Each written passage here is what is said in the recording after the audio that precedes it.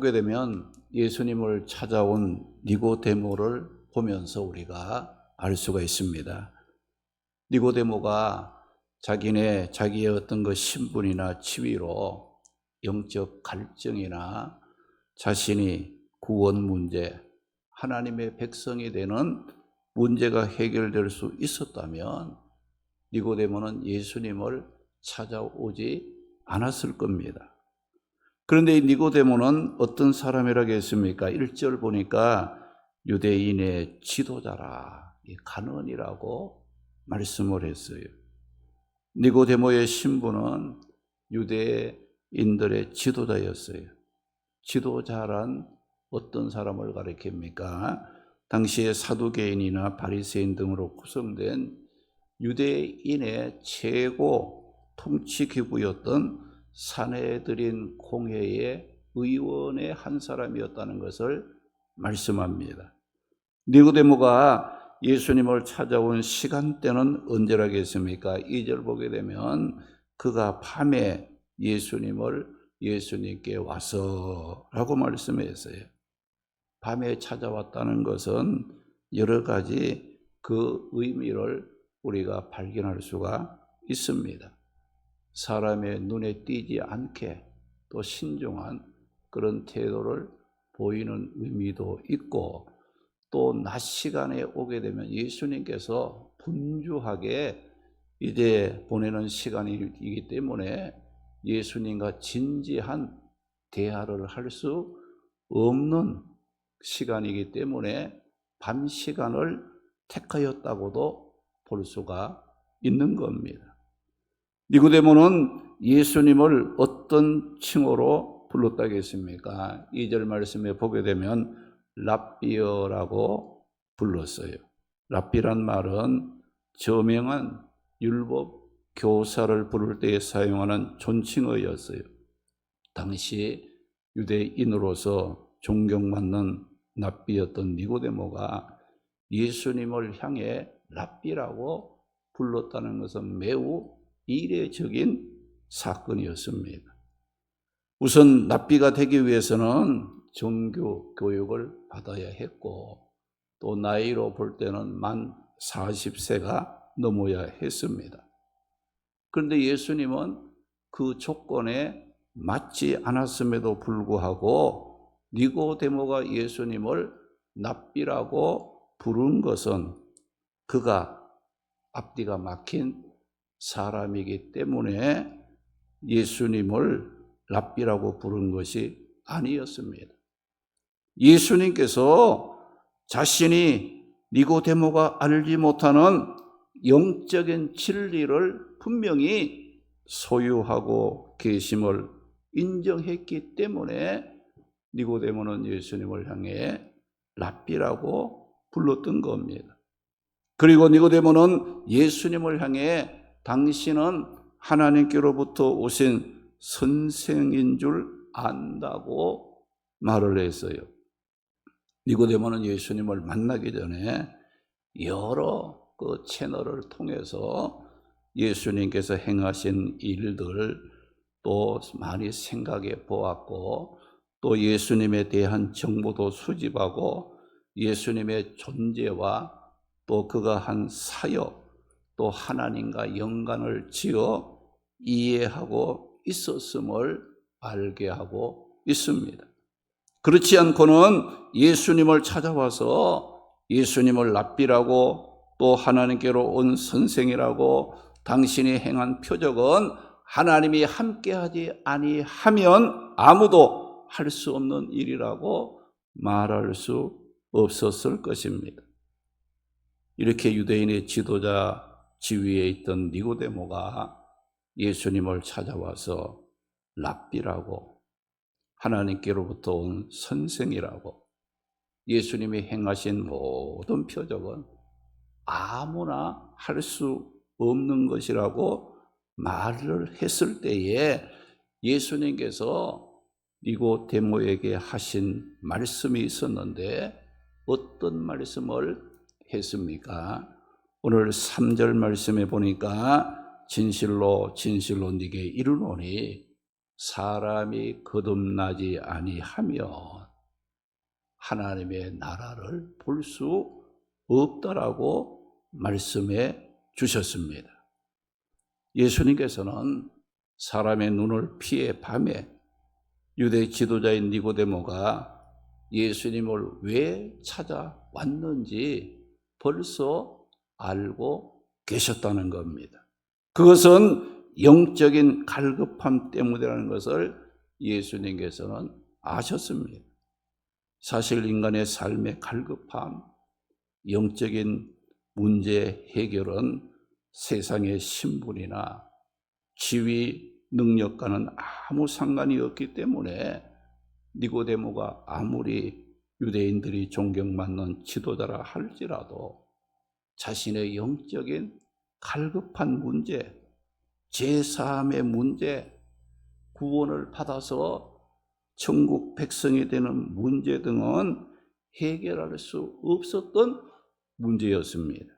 그래서 니고데모는 예수님을 찾아왔고, 예수님은 니고데모가 예수님을 찾아온 목적을 아시고 그에게 한 말씀, 사람이 거듭나지 않으면 하나님의 나라를 볼 수 없다고 했어요.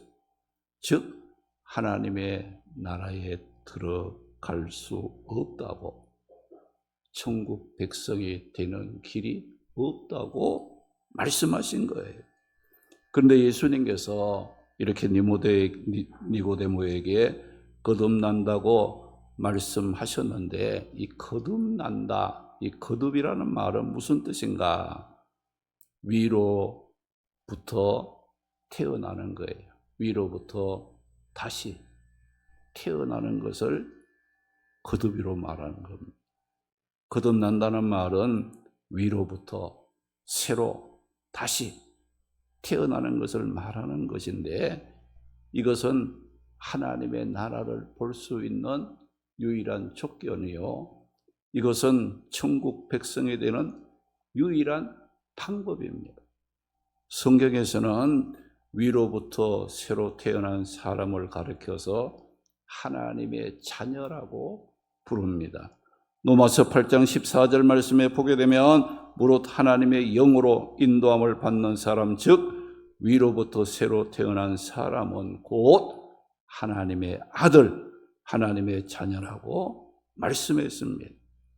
그리고 로마서 8장 15, 16절에는 너희는 종의 영을 받지 아니하고 양자의 영을 받았으므로 우리가 하나님을 아버지라고 부르짖고 우리가 하나님의 자녀 된 것을 성령이 증거하고 있다고 말씀을 했습니다.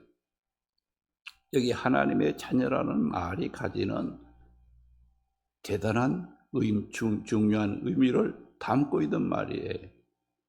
자녀들에게는 종과 비교할 수 없는 여러 가지 특권을 가지고 있습니다. 하나님의 자녀들에게는 하나님의 통치 영역 안에서 많은 특권을 누리도록 허락을 받았으며, 거듭나 새롭게 된 성도들은 내세뿐만 아니라 이 세상을 살아가는 동안에도 천국의 기쁨과 하나님이 주시는 축복을 누리며 살아가게 됩니다. 그런데 니고데모는 거듭나야 된다는 예수님의 말씀을 듣고 무지함으로 오해를 했습니다. 그러면 이 니고데모는 거듭나야 한다는 예수님의 말씀을 듣고 어떤 오해를 했습니까? 오늘 본문 4절의 말씀에 보게 되면 니고데모가 이르되 사람이 늙으면 어떻게 날 수 있사옵나이까? 두 번째 모태에 들어갔다가 날 수 있겠냐고 반문을 하므로, 자신은 이미 육체적으로 늙었는데 어떻게 다시 모태에서 날 수 없다는 말을 한 것입니다. 니고데모는 유대 지도자였고 또 율법의 정통한 사람이었지만은 신령한 영적인 일에 대해서는 초보적인 지식조차도 갖지 못하고 있었던 사람이었습니다. 니고데모의 거듭남에 대한 이런 무지와 오해를 통해 우리에게 주는 교훈이 무엇입니까? 거듭남의 비밀은 인간의 어떤 노력이나 세상적인 지식이나 힘으로 알거나 될 수 없는 영적인 일이라는 것을 일러주고 있습니다. 우리가 하나님의 백성이 되고 하나님의 나라를 보기 위해서는 위로부터 거듭나야, 즉 하나님으로부터 전혀 새로운 존재로 다시 태어나야 하기 때문에 육신적인 생각이나 삶을 갖고는 전혀 이해할 수가 없는 것입니다. 그래서 예수님께서 거듭남에 대하여 무지했던 니고데모에게 사람이 무엇으로 거듭나지 않으면 하나님의 나라에 갈 수 없다고 말씀을 했습니까? 5절 말씀해 보니까 예수께서 진실로 네게 이르노니 사람이 물과 성령으로 나지 아니하면 하나님의 나라에 들어갈 수 없다고 말씀을 했습니다. 그러면 이 물과 성령은 무엇을 말하는 겁니까? 물은 일반적으로 이 세례로 보고 있습니다.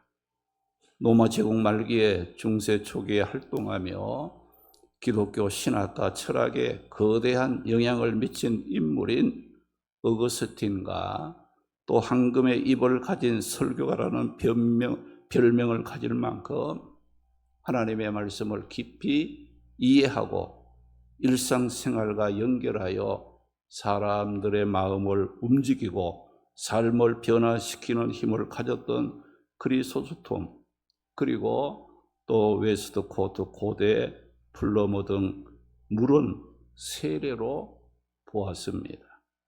성경에서 이 물의 용도를 보게 되면 이 속죄를 위해 드리는 희생 제사 때에 제사장들은 자기의 그 몸을 물로 씻지 않고는 언약의 피를 갖고 성소에 들어갈 수가 없었습니다. 그래서 이 물은 성결의 상징으로 사용된 거예요. 깨끗하게 하는 성결의 상징으로 물을 사용한 겁니다. 세례를 통해서 죄를 회개하고 깨끗하게 씻김을 받고 성령을 통해서 영적으로 새롭게 태어나고 새롭게 살아나고 거듭남으로 그리스도와 신비로운 연합을 이루는 것을 가르쳐서 오늘 말씀은 물과 성령으로 거듭나는 것으로 교훈하고 있습니다. 하나님께서 인간의 몸을 흙으로 만드시고 이 몸을 흙으로 빚기만 했을 때에는 그 사람의 모양은 만들어졌지만은 전혀 움직이지 못하고 모양만 갖고 있었어요. 그런데 하나님께서 그 사람의 코에 생기, 하나님의 영, 성령을 불어 넣었을 때는 어떻게 됐어요? 그 흙으로 빚어진 사람이 움직이는, 살아나는 생명이 되었다고 말씀을 하고 있습니다. 우리가 신앙생활을 할 때도 교회를 통해서 예배를 드리고 기도하고 봉사하고 또 세례도 받고 성찬에 참여하는 종교 의식도 우리가 매우 중요합니다.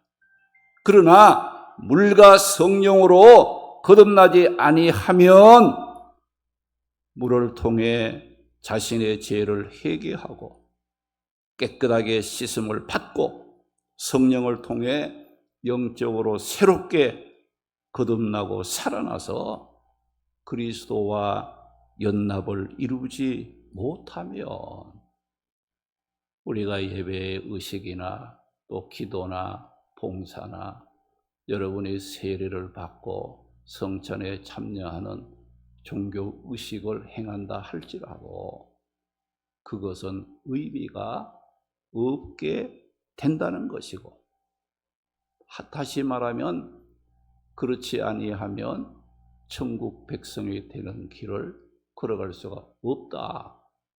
오늘 예수님 말씀한 것처럼 천국을 볼 수도 없고 들어가지도 못한다고 예수님께서도 말씀을 했습니다.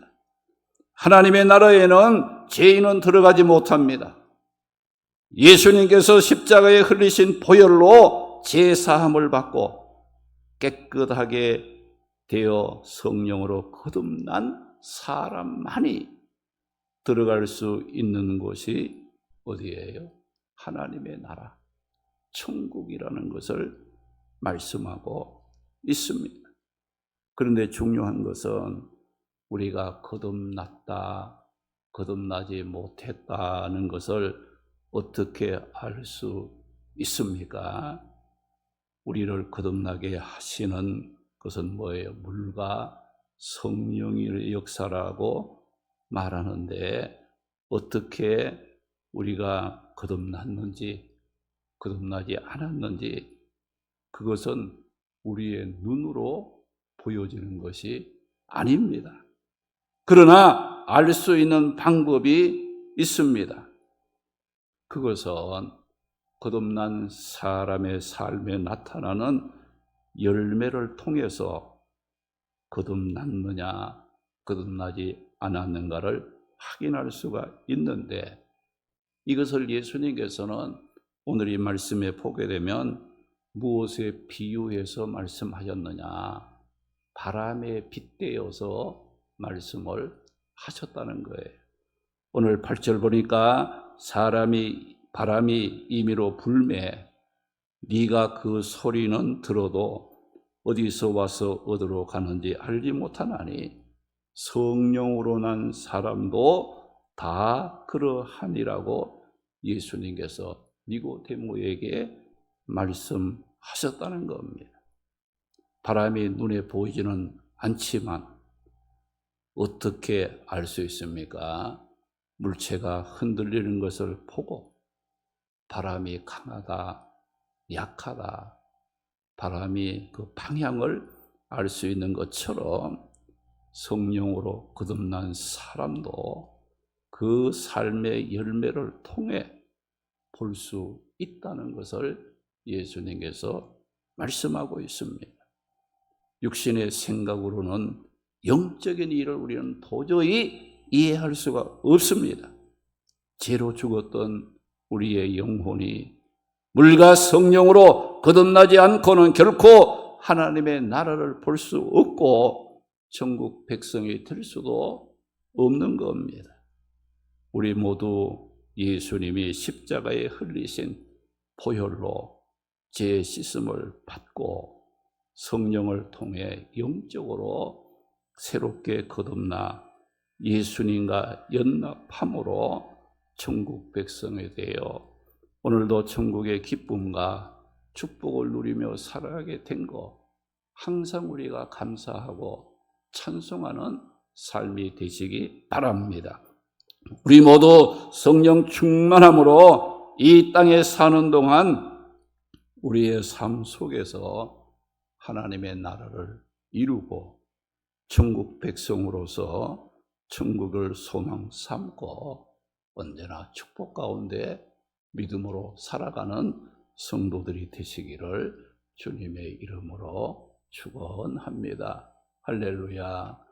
자비하신 아버지 하나님, 은혜를 감사하고 감사합니다. 죄와 허물로 죽었던 우리였지만은 예수 그리스도 구원자로 보내어 주시고 그 예수님이 우리 죄를 위하여 십자가에 피 흘려 죽어 주심으로 우리의 모든 죄를 용서해 주시고 구원받아 하나님의 백성 되어 천국의 길을 걷게 된 것 감사하고 감사합니다. 육으로 하나님의 나라를 갈 수 없고 이해할 수도 없다겠습니다.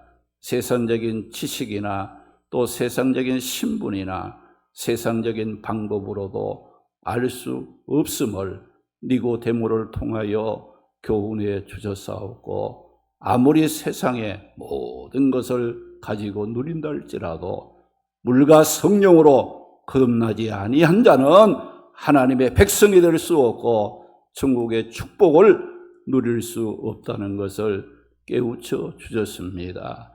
오늘도 우리의 삶이 육신에 거하는 삶이 아니라 영적으로 하나님 안에 내 자신을 세워서 어디서 무엇을 하든지 하나님의 백성의 기쁨을 갖고 하나님의 나라의 소망을 갖고 복 있는 삶을 살아갈 수 있는 은혜로운 삶이 되게 하여 주시옵소서.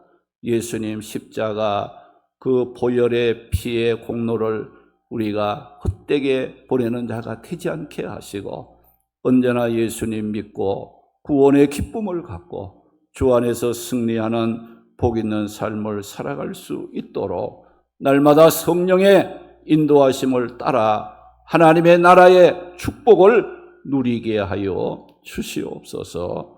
우리 좋은 교회를 통하여 하나님 기뻐하는 일들을 아름답게 감당할 수 있도록 도우시고, 기도하는 모든 제목들이 이루어지는 놀라운 역사들이 나타나게 하여 주시옵소서.